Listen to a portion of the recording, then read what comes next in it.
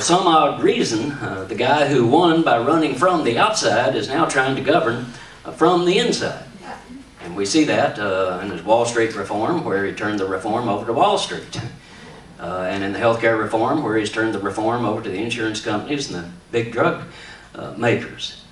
Well, I can tell you from experience, having been in politics and much to the amusement of the people of Texas, getting elected to a couple of terms to statewide office down there, that despite what the Buddhists say, in politics, change does not come from within. It comes from rallying the outsiders to battle the insiders. That's right. You know, a guy once told me, he said, Hightower never hit a man with glasses. Use something much heavier. George Bernard Shaw put it well, I think, about 100 years ago. He said, you don't make progress by standing on guard, but by attacking and getting well hammered yourself. The fact that I used to be 6'5" will give you some idea some of the fights that I've been in. But nonetheless, there's Obama in the White House, and I had mixed emotions on January 20th, watching him take that oath of office. You know, they say mixed emotions is when you see your 16-year-old daughter come home from the prom with a Gideon Bible under her arm.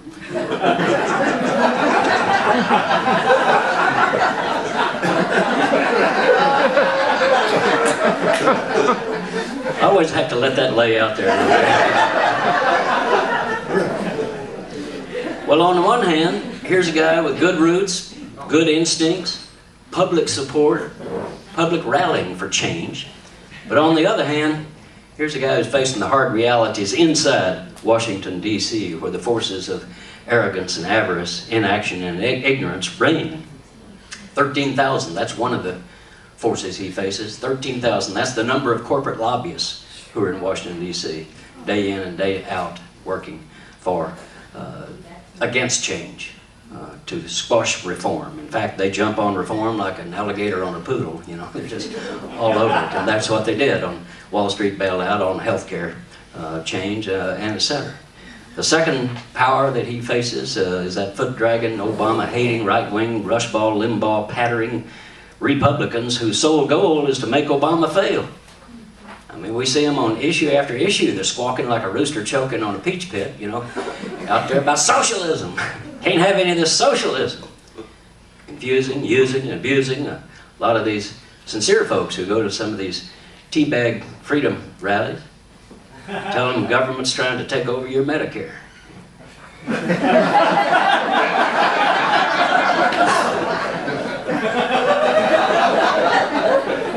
And you never see a single one of these Republican Congress critters who are so against socialism willing to give back their own socialized health care program. Isn't that interesting?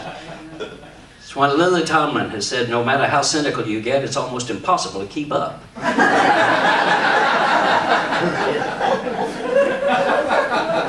But a third force that Obama faces is a gaggle of weak-kneed, pusillanimous, corporatized Democrats. Pusillanimous is my new favorite word. You can look it up. It's clean. Max Baucus, you know, heading up the healthcare reform. I mean, he's weaker than Canadian hot sauce, you know, when it comes to standing up for regular people. Democrats, we saw this last year, and this is my party I'm talking about, and I'm proud to be a Democrat. But, you know, I look at them and just shake my head sometimes. And last year, you remember Bush got caught doing the spying on the American people. Not on a few of us, millions of us, scooping up our emails electronically and our phone messages. And that was not just illegal, it was unconstitutional. Right. And so Congress had to do something. So Democrats were in charge of the House, and what did? They legalized the illegality. I got an email from a guy who said he hoped that George W. would get caught smoking pot because then Congress would legalize marijuana. So,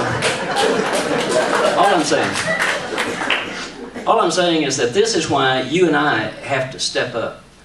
Grassroots progressives, organizations like this one. We've got to be that outside counterforce to the insidious insider reactionaries.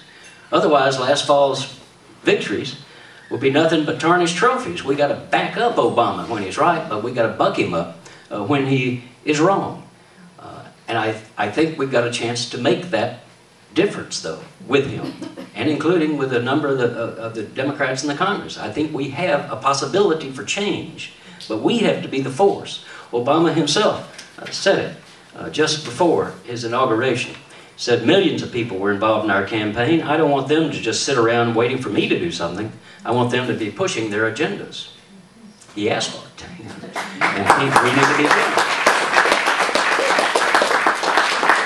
I think we're in one of those 1933 moments when Franklin Roosevelt came into office. And so much needed to be done in such a big hurry. And Sidney Hillman, a great labor leader at that time, went to Roosevelt and talked to him in the White House about poverty. Poor people, he said, all across the country, we got to do this, we got to do this. Roosevelt interrupted and said, I agree with you. I want to do it. Now make me do it.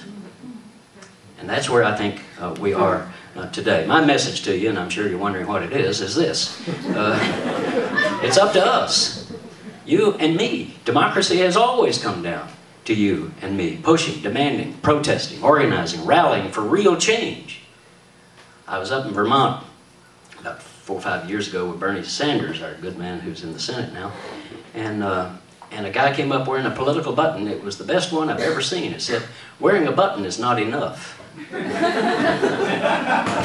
We can't be a nation of button wearers. You know? People want change. They're with us on the issues, including your issue. Obama and the progressive Democrats, I think, want change. The moment is right. We still have time to produce that change. But I think we've been too quiet as an overall progressive movement, too polite, too deferential. It's time for us to make some noise, I think. It's time for us to stand up. And again, we see little signs like Obama backing off on Afghanistan. We need to press that moment. And then learning this morning about that Federal Register notice about the EPA study on the water involved in mountaintop removal. That's an opportunity. We've got to press hard. We have the chance for change, and having that chance, we have the responsibility to press it. We can't just say, well, Obama's disappointing us. That means we're disappointed in ourselves. We've got to be the pushers of it. I like a phrase, Louis Garzard, the late great Southern humorist, once explained something that we in the South have known for a long time to be true, and that is there's a big difference between being naked and being naked. Naked means you have no clothes on. Naked means you have no clothes on and you are up to something.